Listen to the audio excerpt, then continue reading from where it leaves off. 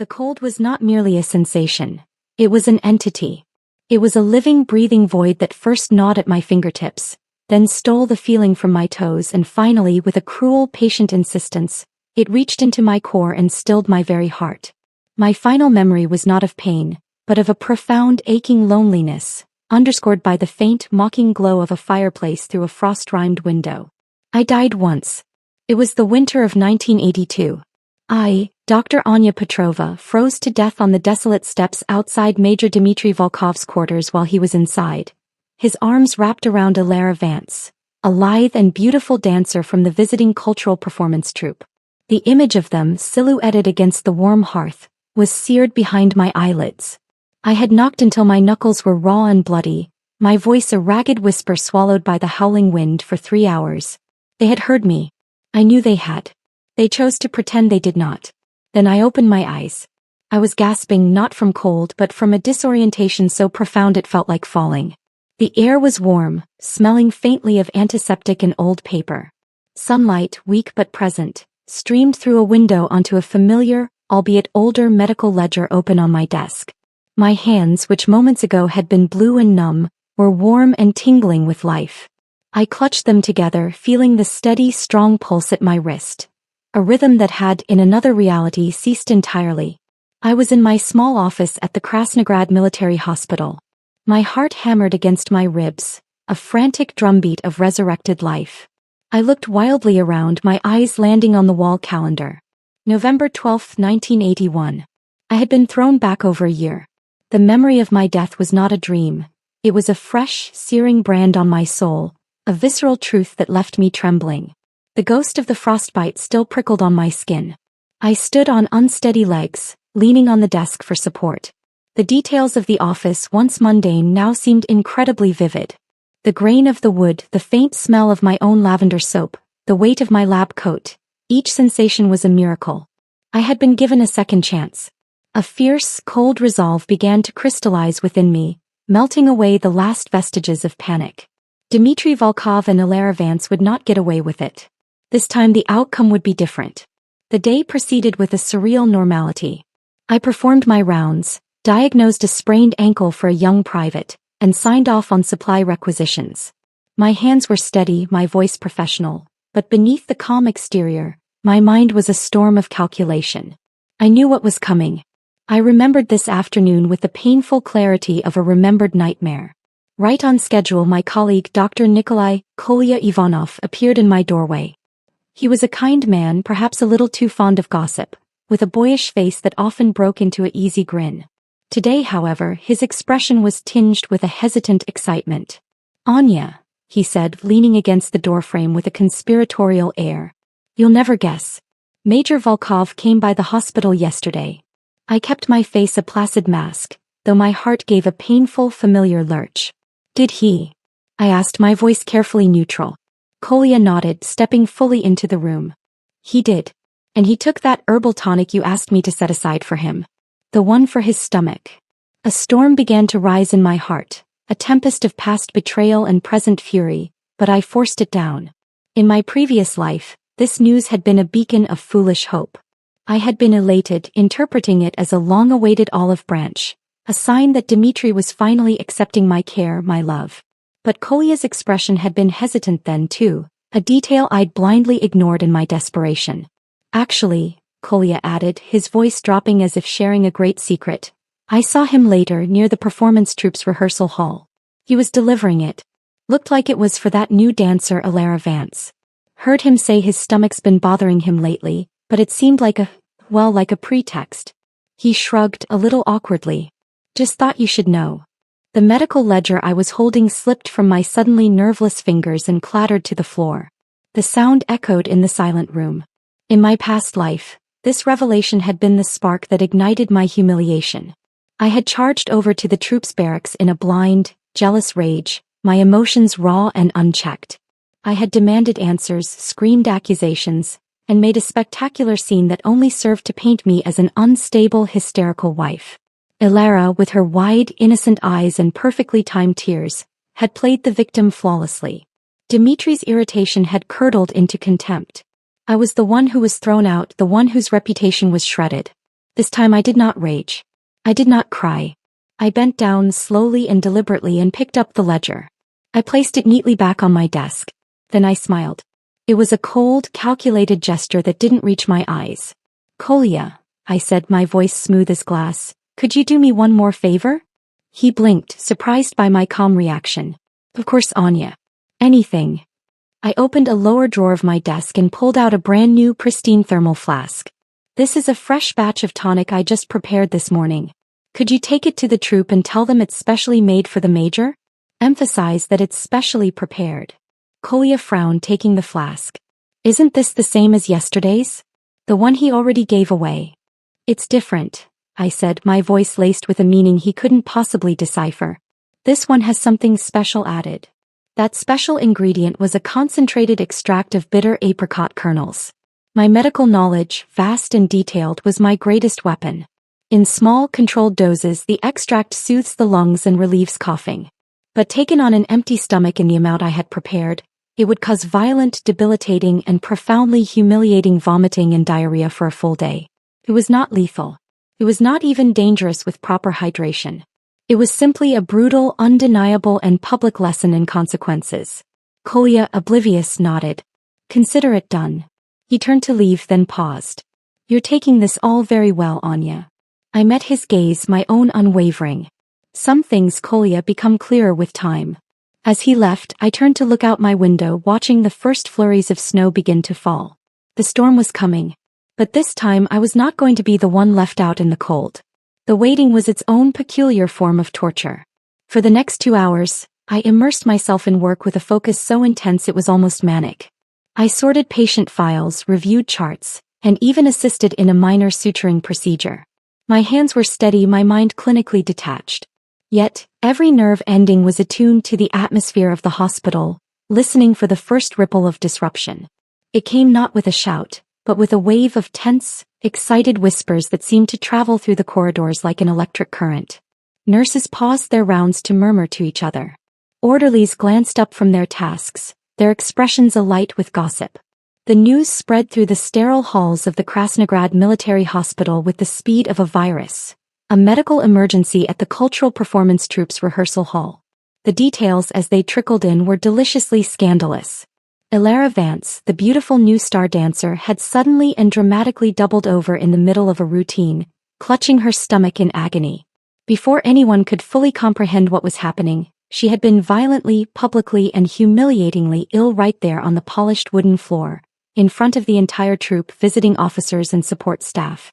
The most shocking detail, the one that sent the gossip into overdrive, was the reaction of Major Dmitry Volkov. Witnesses said he abandoned all military decorum, his face ashen with a panic that seemed far too personal for a commanding officer. He had shoved aside a junior lieutenant, scooped the retching Ilara into his arms as if she were a precious damsel, and sprinted through the compound toward the medical wing, his desperation visible to everyone he passed. I was at the central nursing station, calmly sorting a new batch of prescription slips, when head nurse Valeria Ivanova pushed through the double doors. Her usually composed face was flushed with the drama of it all. "Dr. Petrova," she said, her voice a hushed yet urgent whisper. "The major just burst in here with a young woman. He's asking for you specifically." I looked up slowly, feigning mild professional curiosity. "Oh, what's the presentation?" "Violent vomiting and diarrhea," Valeria reported, her eyes wide. "She's pale as a ghost, trembling and crying incessantly. The major, he looks completely beside himself. Frantic." I nodded, my expression one of detached concern. "Prepare a treatment room with 4 fluids for hydration. I'll be right there." I took a moment to collect myself, smoothing down my lab coat. The calm I felt was not feigned. It was the deep, still certainty of a predator that has seen its trap sprung perfectly. I walked the familiar corridor to the emergency treatment wing, my footsteps measured and sure. The scene inside the treatment room was a perfect tableau of chaos and distress. Ilara lay on the gurney, a pathetic figure.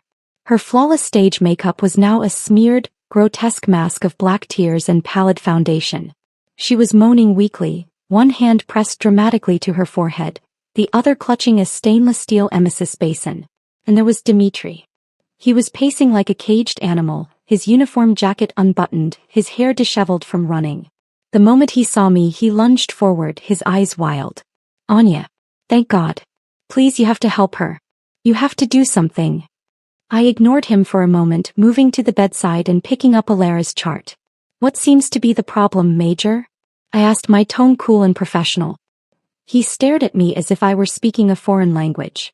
What's the problem? She's deathly ill. She got like this right after drinking that tonic you made. Alara chose that moment to let out a particularly pitiful whimper. She reached out and weakly grasped Dimitri's hand. Dimitri, she whispered, her voice hoarse. I feel awful. Everything is spinning. The use of his first name, so intimate and familiar in this setting, hung in the air between us. I finally looked up from the chart, raising a single cool eyebrow. The tonic I made? I repeated, as if clarifying a complex medical point. Which batch are you referring to? Dimitri was taken aback, thrown by my clinical detachment. The one you had Kolya bring over to the troop today. The one in the new flask. Ah, that one, I said, flipping a page on the chart with a dismissive flick of my wrist. That batch was prepared specifically for you, Major Volkov. It was a potent medicinal formulation designed to treat your chronic gastritis and ulcerative symptoms, based on your extensive medical history. You didn't seriously give a powerful, personalized herbal medication to a healthy young woman with no underlying gastric conditions, did you? The silence in the room was absolute. You could have heard a pin drop. The two nurses attending to Alara's froze, their eyes wide. The whispers in the corridor outside seemed to still, as if everyone was holding their breath to hear his response. Mark's expression darkened, a flush of anger rising up his neck to replace the panic. You did this on purpose, he accused, his voice low and venomous. I tilted my head, a picture of innocent confusion. Did what on purpose, Major? I prepared medicine for my husband's diagnosed medical condition.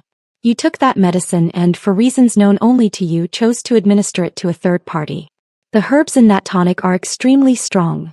Ginger, Codonopsis, astragalus, meant to warm and repair a damaged digestive system. Miss Vance here has a young, healthy, undoubtedly warm constitution. Of course, it would cause a severe adverse reaction. It's basic medicinal contraindication. Alara began to cry harder, her sobs now tinged with genuine distress at the turn the conversation was taking. Dimitri, does Dr. Petrova have something against me? She wailed, turning her tear-streaked face toward him. I stepped closer to the gurney looming over her. My presence was no longer that of a doctor but of something far more formidable. Miss Vance, how many times have you and I actually met? Twice. 3 times at most? I am a chief physician at a military hospital. You are a performer with a cultural troupe. What possible personal grudge could I hold against you? I let the question hang in the air for a beat before continuing, my voice dropping to an icy, carrying whisper. But let me remind you, Major Volkov is a married man. A commanding officer. Yet here you are in a military medical facility calling him Dimitri, with such intimate familiarity. Don't you find that highly inappropriate? The door to the treatment room burst open, saving them from having to answer. In strode Irina Zaitsev, the wife of Colonel Zaitsev, the base commander. She was my godmother, a woman of immense influence and zero tolerance for nonsense. Her entrance was like a sudden drop in barometric pressure. No wonder the entire hospital is in an uproar, she declared, her sharp, intelligent eyes taking in the entire scene in a single sweeping glance. Her gaze landed on Dimitri, still holding Alara's hand, and her lips pursed in profound disapproval. Major Volkov, I see you're putting on quite a display of passion. And for a dancer.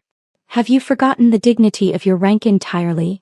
The temperature in the room plummeted. Dimitri instinctively dropped Alara's hand as if it were on fire and snapped to attention, saluting sharply. Ma'am. Please, this is a misunderstanding. Irina merely sneered, moving to stand beside me, a clear show of allegiance. I came to check on my goddaughter. And it seems I arrived just in time to see which little vixen has the base's youngest major so thoroughly bewitched. Alara tried to sit up, her face a mask of terrified innocence. Ma'am, you misunderstand. There's nothing between me and the major. We're just... Lie down, Irina commanded, her voice dripping with dismissive contempt. If you're this frail, perhaps you're not cut out for the rigors of the troop after all. She then turned her formidable attention back to Dimitri. Now, Major. Explain. How did medicine specifically prepared for your condition by your own wife end up in her hands? She jabbed a finger toward Alara. Sweat beaded on Dimitri's forehead. He was trapped. It was a mistake, ma'am. I took the wrong one. I saw my opening and took it. I walked to the side counter and picked up the hospital's intake logbook. According to the log, I said, my voice clear and factual, when you came to the hospital yesterday, you specifically sought out Dr. Ivanov and asked if the tonic he was holding was prepared by me. You only took it after he confirmed that it was. There was no wrong one, Major. You knew exactly what it was and who it was from. A collective, silent gasp seemed to go through the room. The narrative was now undeniable. Irina Zaitsev picked up the thread without missing a beat. So, let me be certain I understand. You took medicine prepared by your wife to treat your illness, and instead of taking it yourself, you delivered it to a young, healthy dancer from the cultural troupe. She let the statement hang in the air, allowing its sheer idiocy and impropriety to sink in for everyone present. Murmurs of understanding and judgment rippled through the crowd that had gathered in the hallway. The story was no longer about a sick girl. It was about a commanding officer's profound lapse in judgment and character. Dimitri's face flushed a deep, mortified red. He was losing control of the situation completely. Anya, he pleaded, his voice strained, desperation replacing his earlier anger. Let's go home. We can discuss this there. In private. I let out a cold, hollow laugh that echoed in the silent room. Home, Major. I emphasized his rank, severing our personal connection in front of everyone. Do you even remember where that is? How many nights have you actually spent there this past month? Every time you did, you smelled of cheap perfume and stage makeup. You told me the cafeteria food was sufficient, that you didn't need my tonics. Yet you'll take what I make and hand it to another woman. Tell me, Dmitry Volkov, what exactly do you take me for? My voice wasn't loud, but every word was sharp and clear, landing with the precision of a scalpel. I was not screaming. I was not hysterical.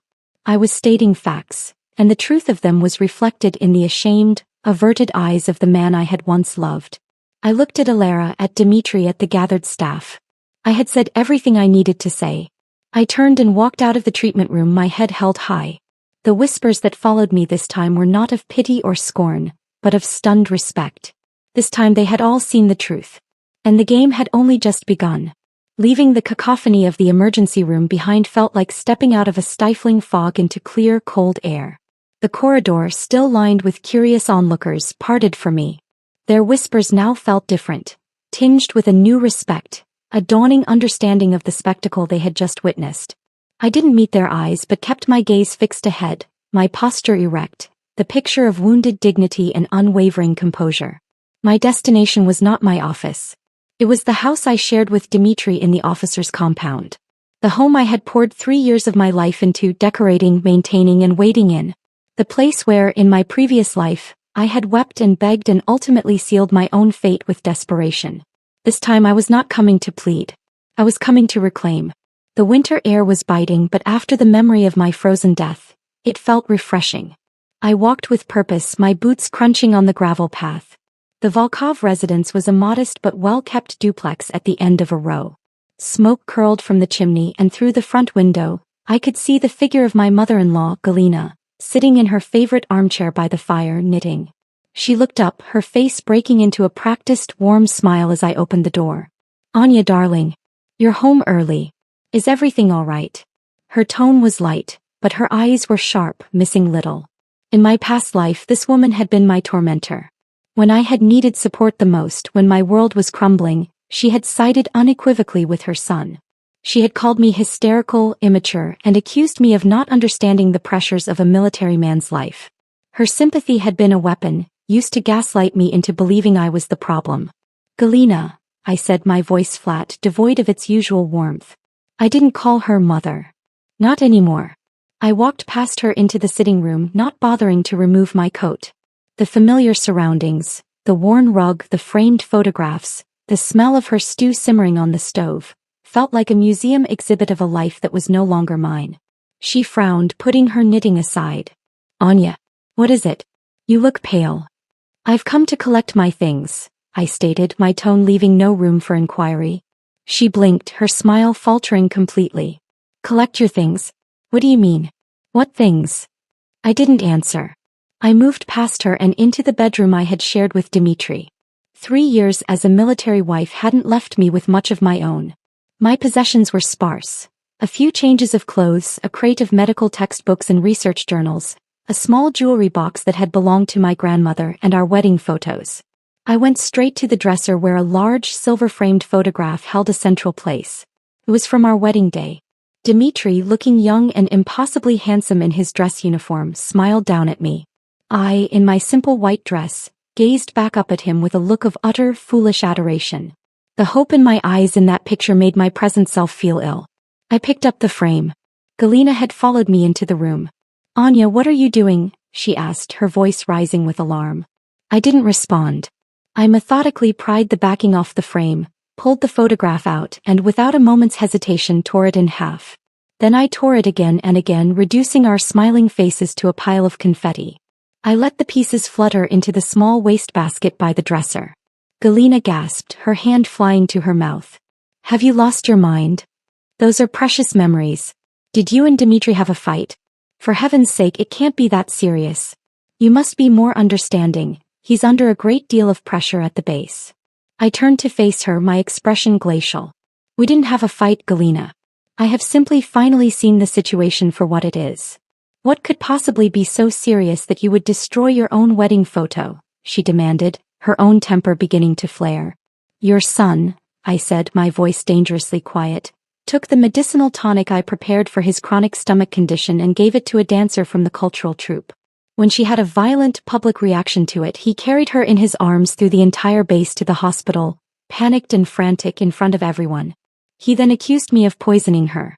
"Tell me, Galina, how exactly should I be more understanding of that?" Her face paled, but her loyalty to her son was absolute. "That's nonsense," she blustered. "Dmitri would never do something like that. You're exaggerating. That girl was probably just unwell and he was being chivalrous.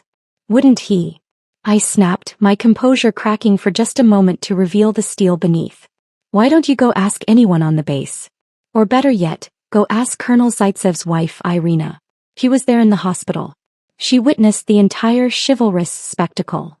At the mention of Irina Zaitsev, a woman whose social power far exceeded her own, Galina's confidence visibly crumbled. In the strict hierarchical world of the military compound, the opinion of the commander's wife was law. If Irina had witnessed it, then it was true and it was a social catastrophe. Just then, the front door slammed open with such force that the pictures on the wall rattled. Heavy, frantic footsteps pounded down the hall. Dmitri stormed into the bedroom, his face a thundercloud of anger and humiliation. He must have left the hospital shortly after I did. The moment he saw me standing by the half-packed suitcase and the torn photograph in the wastebasket, he lunged forward and grabbed my wrist. His grip was painfully tight. "Anya, stop this madness. Right now," he commanded, his voice rough with emotion. "Let go of me," I said, my voice low and icy, my eyes locked on his. "I won't," he insisted, his own eyes pleading now, the anger giving way to desperation. "Please just listen to me. You have to understand. Alara, she was feeling unwell. I just felt sorry for her. It was a moment of poor judgment, that's all." I laughed, the sound bitter and hollow in the small room. "You felt sorry for her? And what about me, Dmitri? Don't I deserve a shred of sympathy? Or did you forget about me entirely? I am the only daughter of the Petrova medical family. I gave up a prestigious research position at the capital's central hospital to follow you to this remote, God-forsaken base. For 3 years I've worked double shifts at the hospital without complaint. I've cooked for you, cleaned for you, washed your clothes, and spent my nights preparing specialized herbal treatments to keep you healthy. And in return you trample all over it. You hand my care, my love, my effort over to another woman. Dmitri Volkov, did a dog eat your conscience?" Galina, seeing her son under attack, jumped to his defense. "Anya, that's enough. Dmitri meant well. That girl's health isn't good, she's delicate." "If she's so delicate," I whirled on her, my patience evaporating, "then she should be in a hospital bed, not flirting with someone else's husband in rehearsal halls." "Watch your mouth," Galina shrieked, shaking with rage. "How can you say something so vile?" I turned my back on her and focused on Dmitri, who was still gripping my arm. "If you think Alara Vance is such a wonderful girl, Galina, why don't you ask your son to make her your daughter-in-law? After all, he seems to like her enough to risk his career and marriage for her." Galina was trembling, rendered speechless by my audacity. Dmitri gripped my hand even tighter, his eyes red-rimmed. Anya, I admit I messed up. I made a mistake. But I swear to you nothing happened between us. Nothing. Please, you have to believe me. Believe you. I let out a cold, mirthless laugh. Do you even believe yourself? Tell me, Dmitri, how many times have you been to the performance troops barracks this month? How long did you stay each time? When she calls you by your first name, do you ever correct her? Do you walk her back to her dorm after rehearsals? Buy her little gifts? Practice dances with her until midnight? Do I need to list every single betrayal one by one? Dmitri's face turned deathly pale. He hadn't expected me to know so much. In my previous life, I had only pieced this all together too late, when the evidence was undeniable and my fate was already sealed. Back then all I could do was cry and scream, which only made me look irrational. Now the cold, hard facts stated with clinical precision were far more damaging. Dmitri, is this true? Galina asked, her voice small and stunned, looking at her son for the first time with something other than blind devotion. Dmitri couldn't meet her eyes. He lowered his head. Mother, that's enough, he muttered, defeated. I finally yanked my wrist free from his slackened grip. We're done here. I turned back to my suitcase and zipped it shut. I looked at both of them, my mother-in-law's world shattered, my husband's facade broken. I'm leaving. And I want a divorce. The word hit the room like a physical blow. Both of them stared at me, utterly stunned. Divorce. Galina was the first to react, her voice a shrill screech. No. Absolutely not. Anya, don't be impulsive. Do you know what that will do to you? Once word gets out, your reputation will be ruined. No one will want you. I let out a genuine laugh this time, cold and sharp. My reputation? My husband is publicly philandering with a dancer, and you're worried about my reputation? How fascinating. Dmitri finally found his voice, panic setting in. Anya, don't talk about divorce. I swear to you I won't go to the troupe again. I won't see her again. I'll transfer her out myself. Just please don't do this. It's too late for promises, Dmitri, I said, picking up my suitcase. Some things, once they are broken, can never be pieced back together. The trust is gone. I walked out of the bedroom, through the sitting room and out the front door. I didn't look back. I knew the battle for public opinion was won. The war for my freedom was just beginning. As I stepped onto the path, my suitcase in hand, I almost walked right into her. Alara Vance. She was standing there as if waiting. She had changed out of her soiled rehearsal clothes and into a fresh, flattering wool dress. Her makeup was reapplied flawlessly, though it couldn't completely hide her pallor. In her hands she held a small checkered lunchbox that was still steaming slightly. She offered me a sweet, condescending smile. Dr. Petrova, she said, her voice a sickly sweet simper. I brought some lunch for Dmitri. He didn't eat at noon and I was worried his stomach might be hurting. In my past life, this precise act of calculated kindness had shattered what was left of my spirit. This time I looked her up and down with open contempt. Miss Vance, I said, my voice dripping with false concern. You recovered with remarkable speed. This morning you were vomiting and suffering from debilitating diarrhea, and by the afternoon you're already playing the doting chef. The resilience of the performing artist is truly astounding. She looked startled, then forced a weak smile. I'm feeling much better now, thank you. The 4 fluids helped. Really? I leaned in slightly, lowering my voice to a conspiratorial whisper. Tell me, are you aware of the new directive that came down from District Command this morning? She blinked, confused. Directive? Oh, what are you talking about? I smiled, a thin, predatory expression. The commander's wife just held a meeting with the political department. She said there's been a noted increase in inappropriate conduct lately. Certain members of the performance troops fraternizing with married officers, damaging military discipline. Leadership has decided to make an example. Anyone found guilty will be immediately discharged from service and sent home in disgrace. Of course, their accomplices will face disciplinary hearings. I was making it all up, of course. But Alara didn't know that. Her face went ashen, all pretense of sweetness vanishing. Is that true? You can ask around if you don't believe me, I said, straightening up. But I'd be careful, Miss Vance. There are some people you should never try to touch. Military marriages are protected. Attempting to break one up isn't just a scandal. It's a career-ending and potentially criminal offense. I watched the blood drain from her face, her confidence evaporating. I didn't wait for a response. I turned and walked away, my suitcase feeling lighter than air. Behind me, I heard the distinct sound of a lunchbox hitting the frozen ground and shattering. I was free. The silence in my parents' apartment was a balm to my soul. It was a small, book-filled haven on the outskirts of the military district, a world away from the gossiping compound.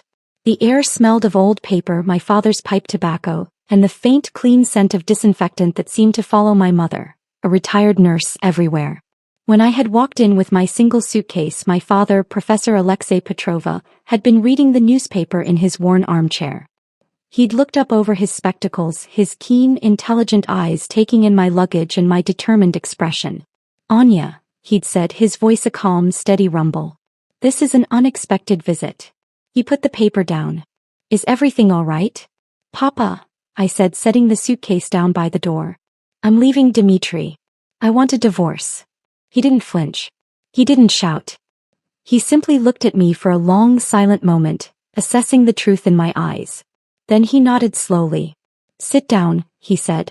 "Tell me what happened." And I did. I told him everything. The tonics, the public humiliation at the hospital, Dmitri's betrayal, Elara's manipulations, Galina's blame, and my own cold, calculated retaliation. I held nothing back.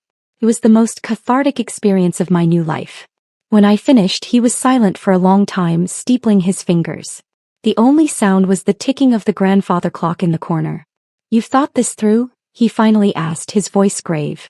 "Completely," I said, my voice firm. "Then we will proceed," he said, standing up. "Tomorrow I will speak to an old comrade in the Judge Advocate General's office. We will have the paperwork drawn up. No one gets to treat my daughter this way." My mother, Sophia, had come out from the kitchen, wiping her hands on a towel. When she heard the tail end of our conversation, her eyes had immediately filled with tears. But they were not tears of sadness. They were tears of fury. "I knew it," she said, her voice trembling with emotion. "We never should have let you marry into the military. I could tell from the start that Dmitry Volkov was more in love with his own potential than he was with you. His character was weak." "Mama, don't cry," I said, going to her and letting her envelop me in a hug that smelled of flower and lavender. "This is a good thing. It's me cutting my losses while I still can." "Cutting losses?" she sniffled, pulling back to look at me. "You're already 25, Anya. What are you going to do after a divorce?" I smiled, a real, genuine smile for the first time in what felt like years. "Mama, I'm a doctor. I have 2 hands, a medical degree, and a sharp mind.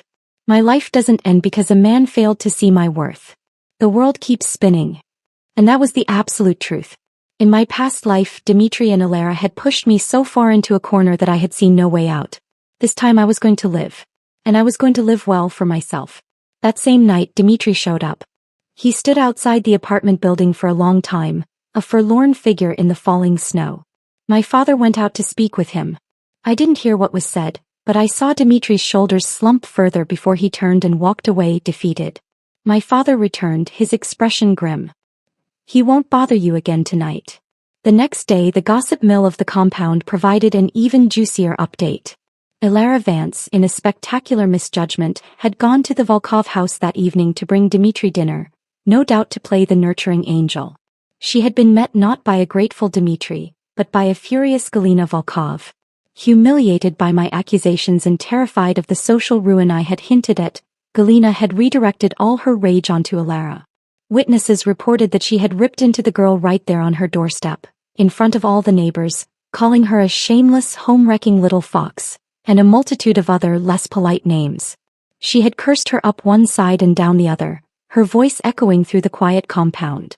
Elara, they said, had burst into tears, insisting on her innocence, claiming she was only concerned for the major's health. But Galina, her own social standing now on the line, wasn't having any of it. The confrontation only ended when Dmitri himself had to intervene and physically escort a sobbing Elara away. But even that act of chivalry backfired. Someone saw him helping her into a military jeep, and the 2 of them sat talking inside the vehicle for a long, intimate time before he finally left. It was the final nail in the coffin of his reputation. In a military compound where conduct was scrutinized above all else, The image of a commanding officer consoling his mistress outside his own home after his mother had publicly eviscerated her was a scandal of the highest order. The rumors spread like a prairie fire. Dmitry Volkov, the golden boy, the youngest major in the district, was now the talk of the base, and not for his accomplishments. I received a letter from my old colleague Kolya, a few days later, filled with the latest news and his own awkward apologies. I read it. The letter from Kolya was a window back into a world I was already beginning to leave behind. His handwriting was rushed, a little messy, filled with the awkward energy of someone reporting on a mutual friend's spectacular downfall. Anya, I hope this finds you well. Things here are, well, there's something. I don't even know where to start. The whole base is still talking about it. After you left, Volkov tried to act like everything was normal, but no one is buying it. He's a ghost in his own command. The junior officers look at him with pity, the senior officers with disdain. The incident with his mother and Alara Vance. God, Anya, was brutal. Mrs. Volkov screamed at her for a solid 20 minutes. Called her things I wouldn't repeat in polite company. Vance was sobbing hysterically. Then Volkov shows up, plays the hero, and drives her away. They sat in that jeep for almost an hour. Everyone saw. It's all anyone can talk about. The consensus is that he's completely lost the plot. He's been summoned to the political department twice now, 4 conversations. No one knows what was said, but he came out looking pale both times. Rumor is his promotion is frozen indefinitely. Honestly, I think it's worse than that. I think they're figuring out where to reassign him, where he can do the least damage. Somewhere remote, probably. Desk job at a listening post in Siberia, that sort of thing. As for Vance, she's been officially reassigned. Not a surprise to anyone. The word is she's being sent to the 4th Border Defense Unit. That's the end of the line, Anya. Harsh conditions, no audience, just wind, sand, and a bunch of homesick soldiers. She's written to Volkov, apparently. Dozens of letters. He hasn't replied to a single one. At least that's what the mail clerk says. Sorry, Anya. For everything. For being the one to tell him about the tonic, for not seeing what was happening sooner. You didn't deserve any of this. I hope you're doing better wherever you are. Kolya. I folded the letter neatly, my fingers tracing the crease. There was no satisfaction in it, no schadenfreude. Instead, I felt a strange, hollow emptiness. Reading about Dmitry's ruin was like reading an obituary for a part of my own life. The man I had loved, or thought I had loved, was gone, replaced by this pathetic, diminished figure. Alara's fate, too, seemed less a victory and more a predictable, sad conclusion to a tawdry story. They were both reaping what they had sown, and the harvest was bitter. I tucked the letter into a drawer. It was a relic. That life, that pain was behind me. My new life at the provincial military hospital was a study in blessed anonymity and purpose. The facility was larger, brighter, and better equipped than the one at Krasnograd. Here I was not Major Volkov's wife. I was Dr. Petrova, a talented physician with a specialty in medicinal nutrition. The difference was liberating. My colleagues were welcoming and professional. The head of my department, Dr. Karpova, was a woman in her late 50s with a no-nonsense demeanor and eyes that missed nothing. She called me into her office on my 3rd day. Dr. Petrova, she began, gesturing for me to sit. I've reviewed your file. Your work on integrating traditional herbal medicine with standard practice is impressive. We're initiating a new military wellness initiative, and your expertise is precisely what we need. It's a field I'm passionate about, I replied, feeling a spark of excitement I hadn't felt in years. Good. Passion is what drives innovation. You'll have resources here, Anya. A proper lab, funding, a team. I want you to think big. How can we use nutrition and targeted botanicals to improve readiness, reduce recovery times, boost resilience in harsh postings? It was a dream project. I threw myself into the work with a fervor that bordered on obsession. By day, I saw patients and attended rounds. By night, I buried myself in research, cross-referencing modern medical journals with my grandmother's old, handwritten recipe books. The work was a sanctuary. In the meticulous notes and controlled experiments, there was no room for the messy, painful unpredictability of human betrayal. A month after my arrival, the summons came. I was to report to Dr. Karpova's office again. When I entered, I was surprised to see another person there, a man I didn't recognize. He was tall, with a calm, intelligent presence, dressed in the uniform of a military doctor but with the insignia of the General Military Hospital in the capital. Dr. Petrova, Dr. Karpova said, a hint of a smile on her lips. This is Dr. Nikolai, Nico Chen. He's here on a 3-month research exchange from the General Hospital. Dr. Chen, this is Dr. Anya Petrova, our resident expert in medicinal nutrition. He stood and extended his hand. His grip was firm, warm, and confident. Dr. Petrova. It's a pleasure. I've heard excellent things about your work. His voice was a calm, steady baritone. His eyes, a warm shade of brown, held a directness that was engaging, not intimidating. Thank you, Dr. Chen. The pleasure is mine. Welcome. Nico is a specialist in internal medicine, Dr. Karpova added. While he's here, I'd like you to show him around, help him get familiar with our systems. I think your projects could have significant overlap. Of course, I said, nodding. As we left the office together, Nico fell into step beside me. I have to admit, Dr. Petrova, I requested this assignment specifically after reading your paper on adaptogenic herbs and stress resilience in high-altitude postings. I was taken aback. You've read that? It was only published in a regional journal. A friend of mine is stationed at your previous post, he said casually as we walked down the corridor. He sent it to me. Said it was written by someone with formidable principles and a sharp mind. I paused, looking at him. The mention of my past life was a slight jolt, but his expression was open and genuine, without a trace of pity or gossip. That's very kind of him to say, I replied cautiously. Nico smiled, a warm, easy expression that lit up his face. I prefer to judge for myself. And so far I'm impressed.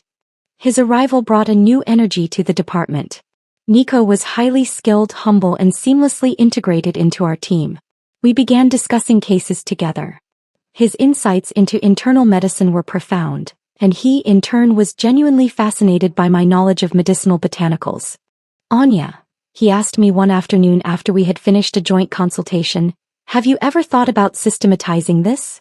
Creating a standardized, evidence-based protocol for medicinal nutrition across the entire military medical system. I laughed softly.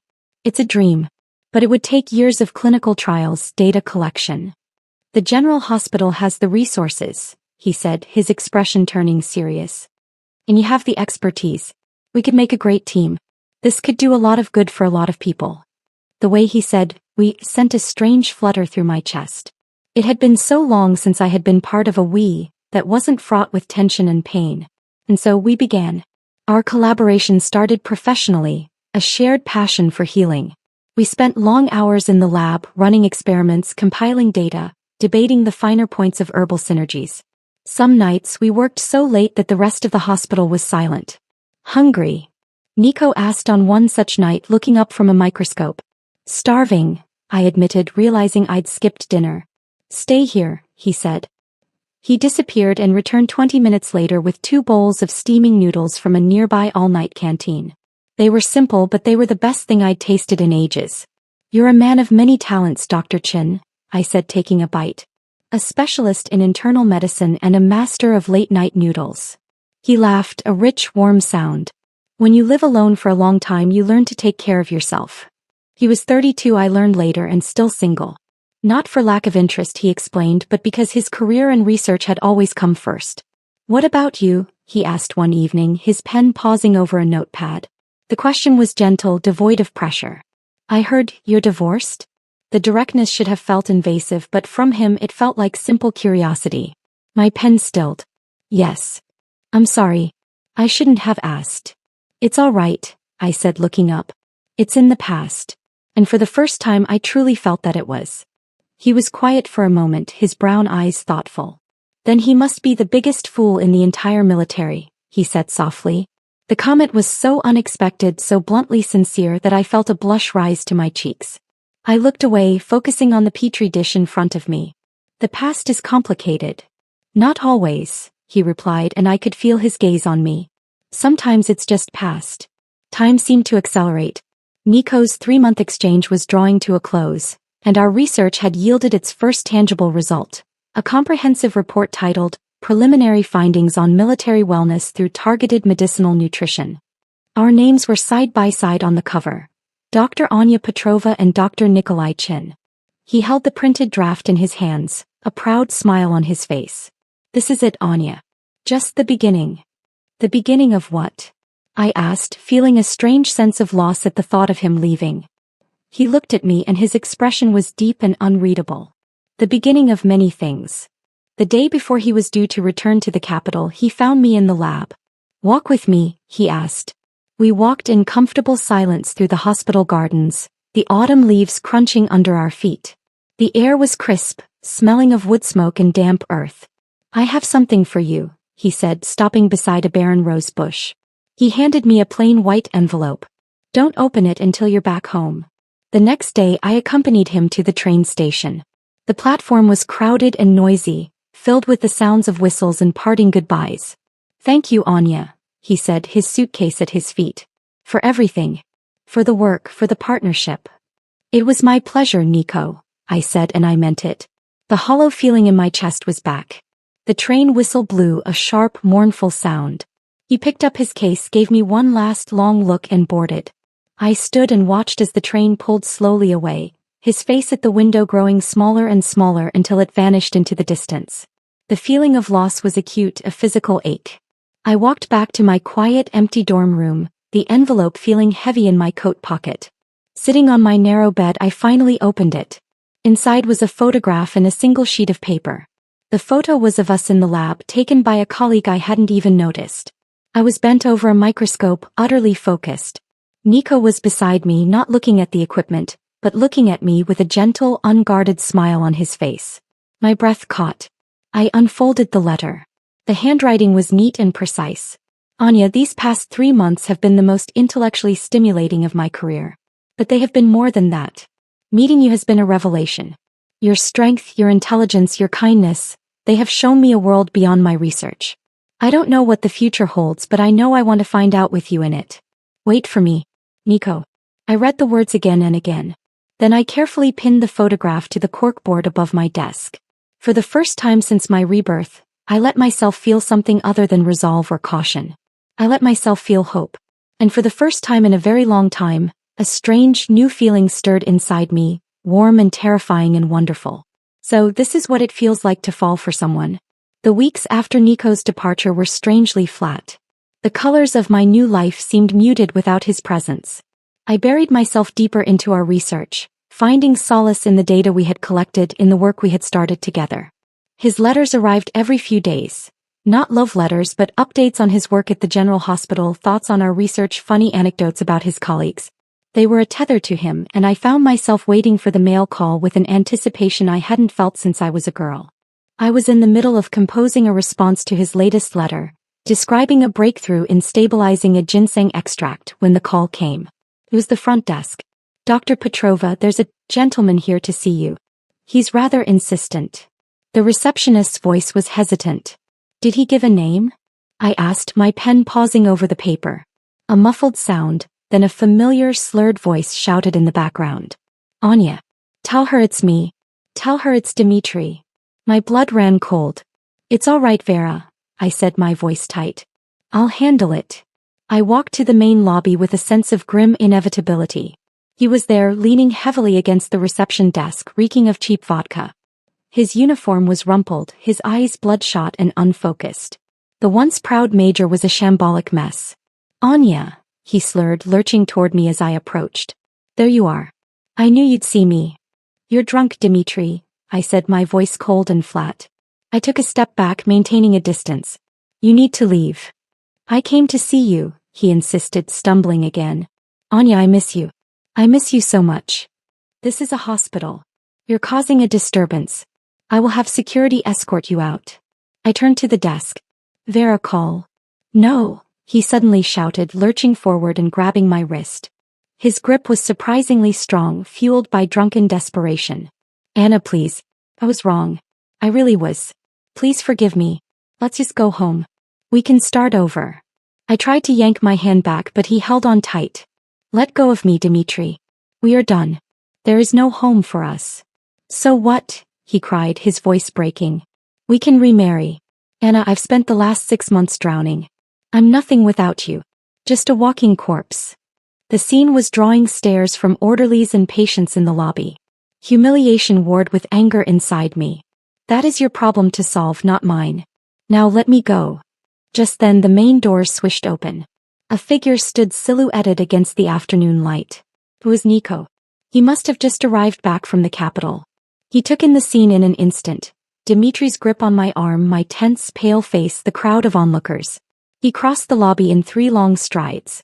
"Is there a problem here?" he asked, his voice calm but laced with steel. Dimitri squinted at him, his drunken brain trying to place the face. "Who the hell are you?" "I'm Dr. Chin. A colleague of Dr. Petrova's."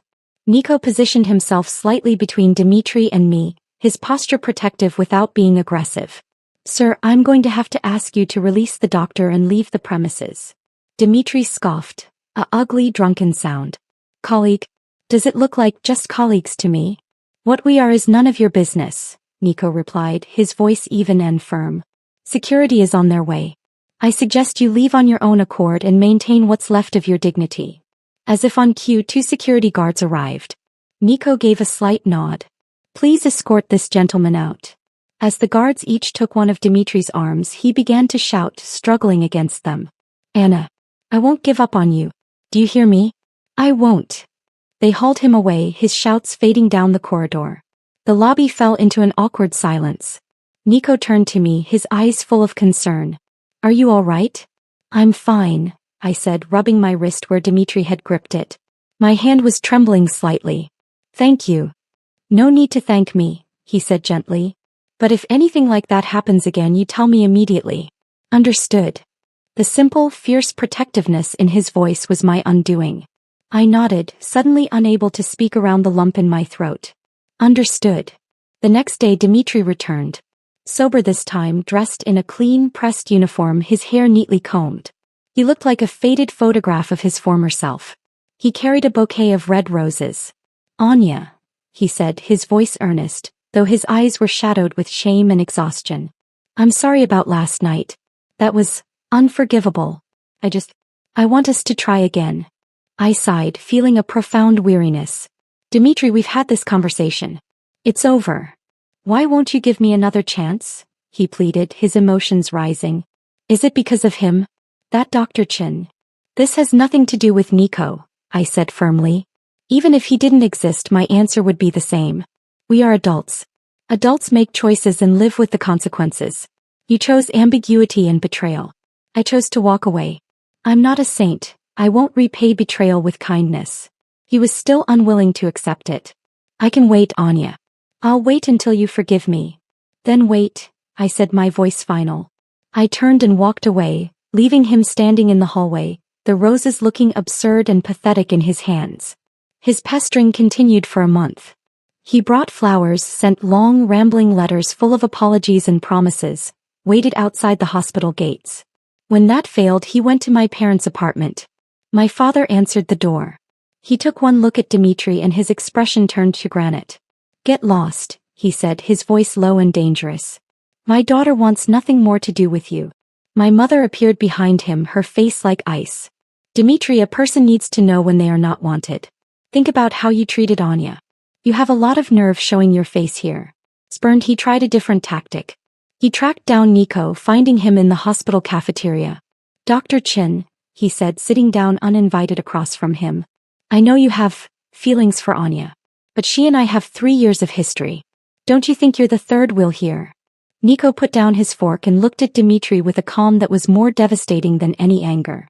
"Mr. Volkov, a third party is someone who interferes in a relationship. You and Anya are divorced. There is no relationship to interfere in." He paused, letting the words sink in. "And from what I understand, the real third party wasn't me." Dimitri's face darkened. "That was all a misunderstanding." "A misunderstanding?" Nico's smile was gone. "A real man owns his mistakes. You made your choices. You should take responsibility for them, not make excuses. Anya is an exceptional woman. If you didn't see that, if you didn't cherish her, then it's only natural that someone else would." Dimitri had no response. He was finally, utterly defeated. He left the cafeteria without another word.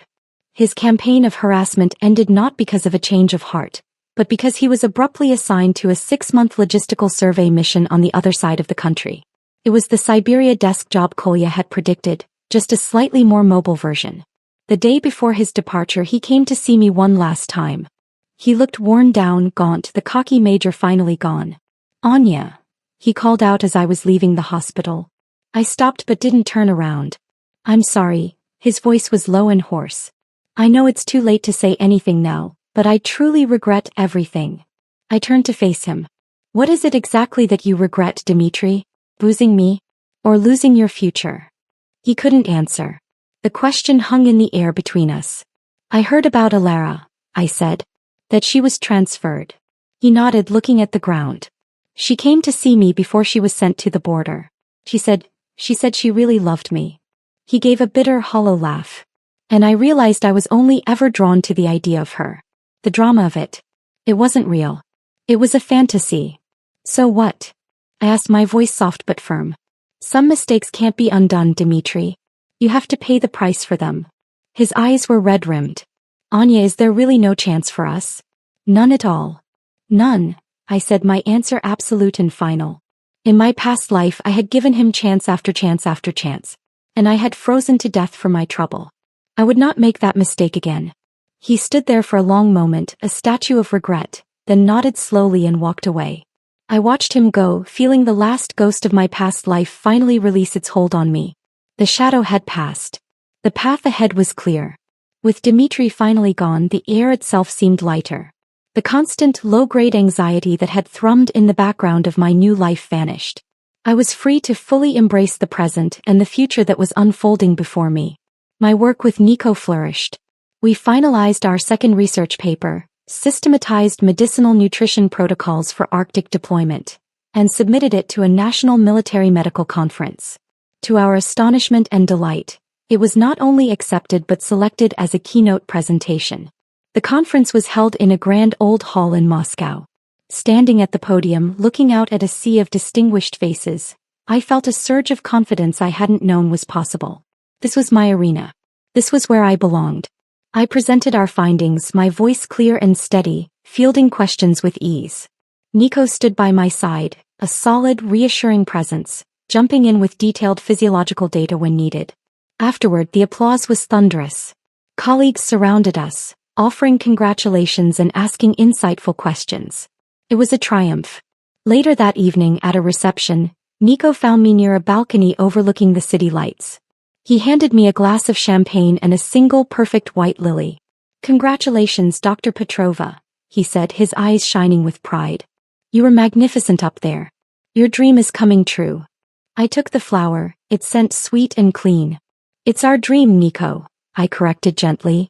We did this together. His smile was soft. I like the sound of that. I do too, I whispered. The moonlight was beautiful, casting a silver glow over the city. The sounds of the reception faded into a distant hum.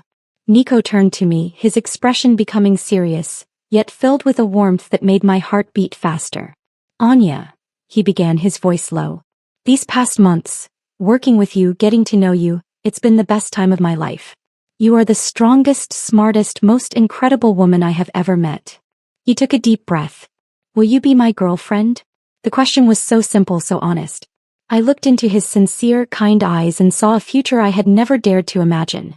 A future built on respect, partnership, and a deep, abiding affection.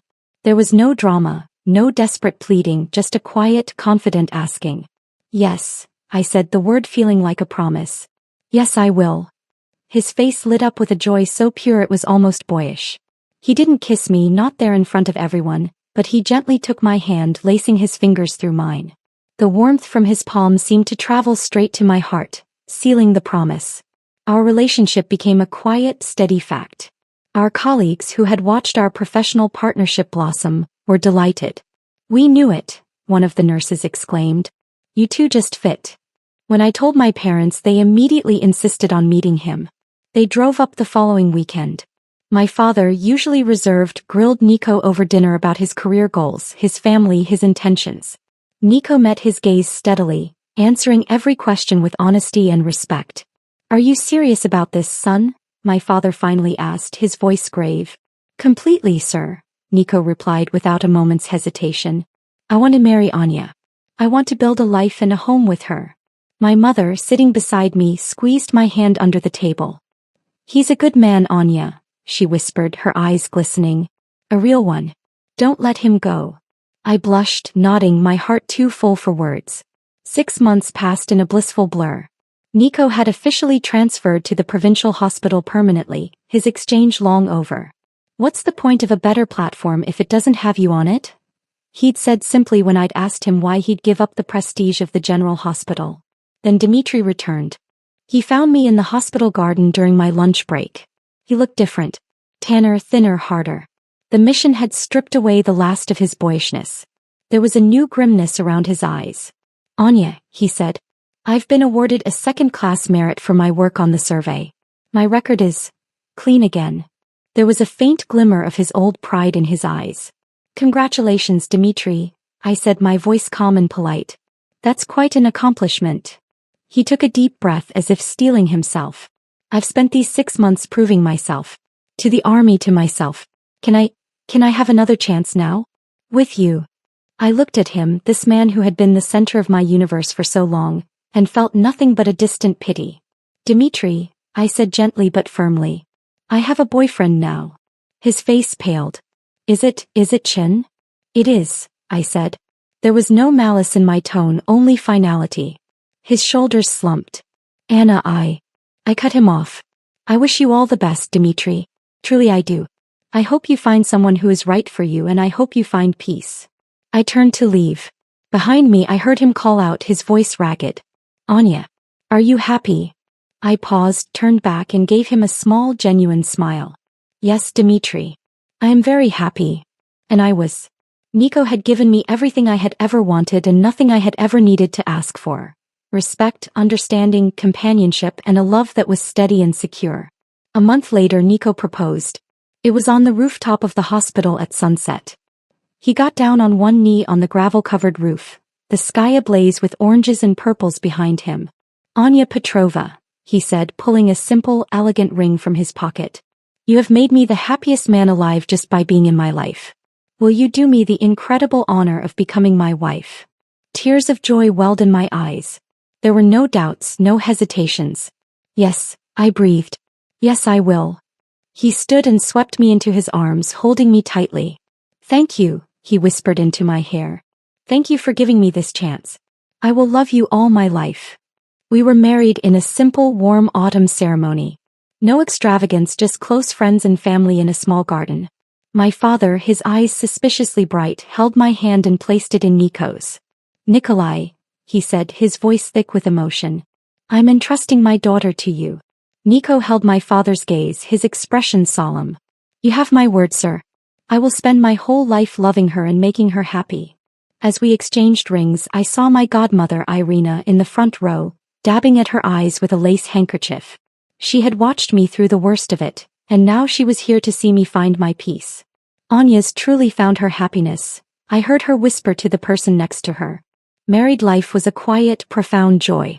We lived in a small, comfortable apartment. Nico, to my constant amusement, took over nearly all the housework. "Your hands are meant to heal people and conduct research," he would say, taking a pot from my hands. "Not wash dishes. That's my department." Our work continued to thrive. The military hospital, impressed by our conference success, established a dedicated department of medicinal wellness and appointed me as its director. Nico teased me mercilessly.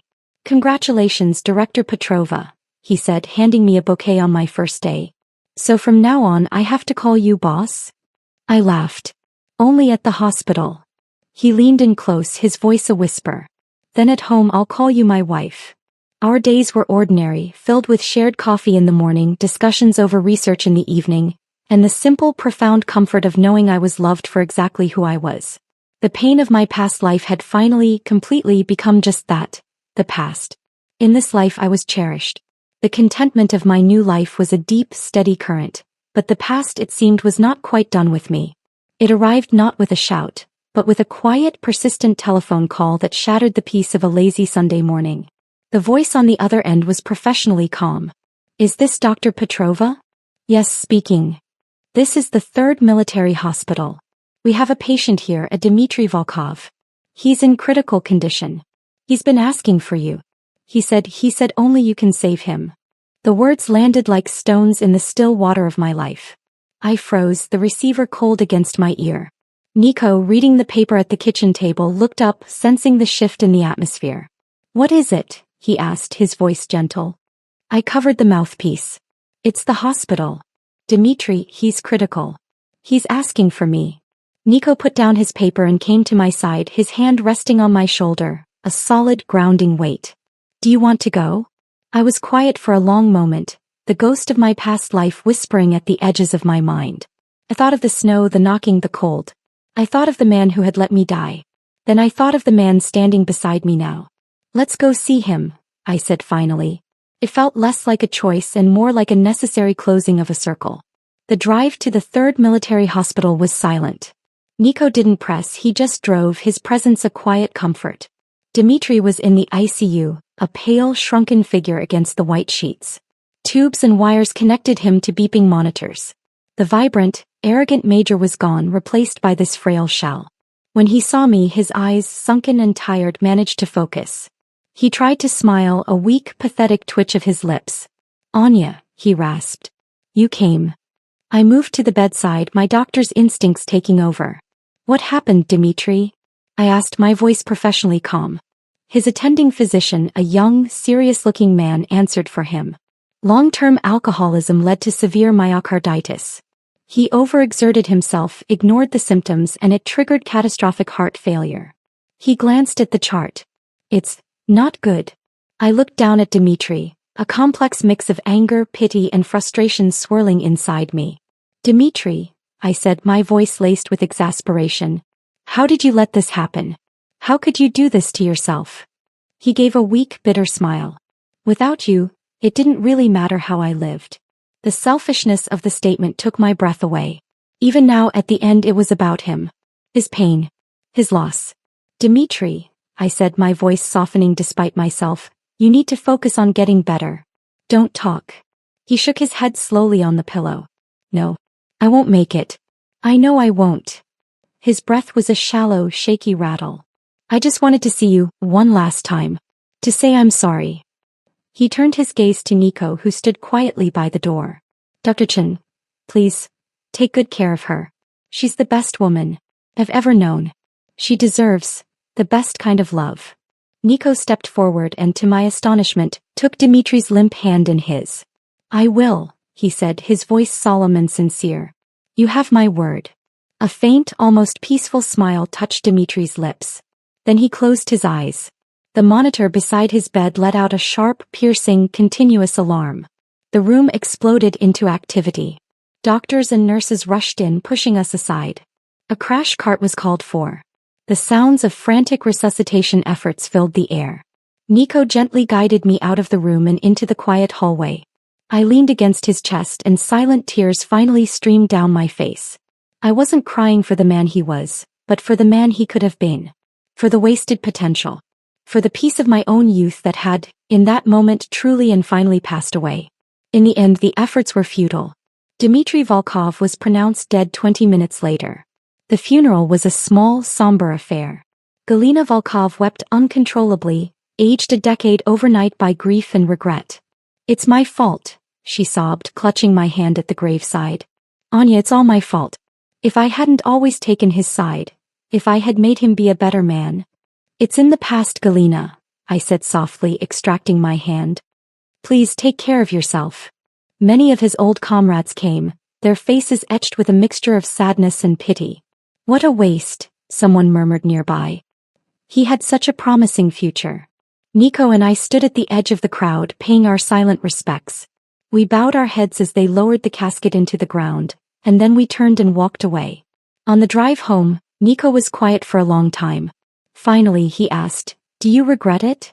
"Regret what?" I asked, looking out at the passing countryside. "If you had forgiven him back then. If things had been different."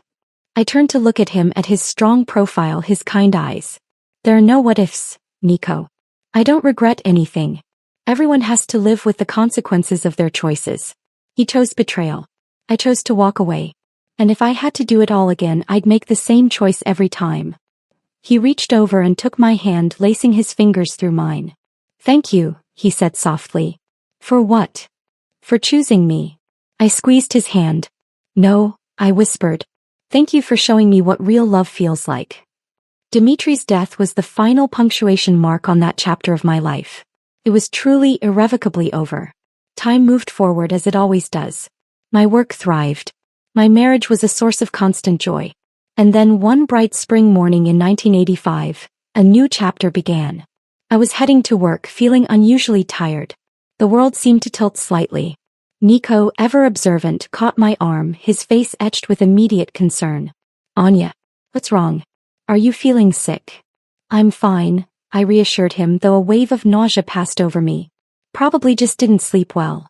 He wouldn't hear of it.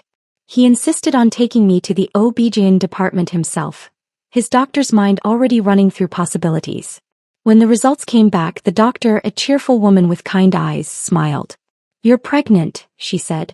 Congratulations. You're about 6 weeks along. Pregnant. Nico's voice was a mixture of awe and panic. His hands trembled as he took mine. Really? Really? The doctor nodded, laughing. Congratulations to you both.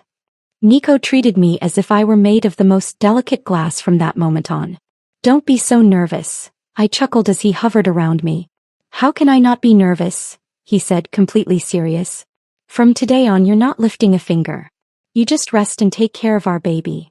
The news spread, bringing a new wave of joy. My parents rushed to visit, my mother immediately taking over the kitchen. Just tell me what you're craving, darling. I'll make it. My godmother sent nourishing supplements and strict instructions to take care of myself. I was blooming both personally and professionally. Just days before, our research project had won first prize in the military district's Scientific Advancement Awards. My colleagues teased me about my double joy. I placed a hand on my still flat belly, feeling a contentment so profound it brought tears to my eyes.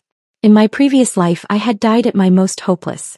But in this life I had a husband who truly loved me, a career I was passionate about, and now a child of my own growing within me. I looked out the window at the spring sunshine. Thank you, I whispered to whoever or whatever had given me this second chance. The circle of my life had closed on pain and loss, but it had opened again, wider and more beautiful than I could have ever imagined. I was finally completely home. The end.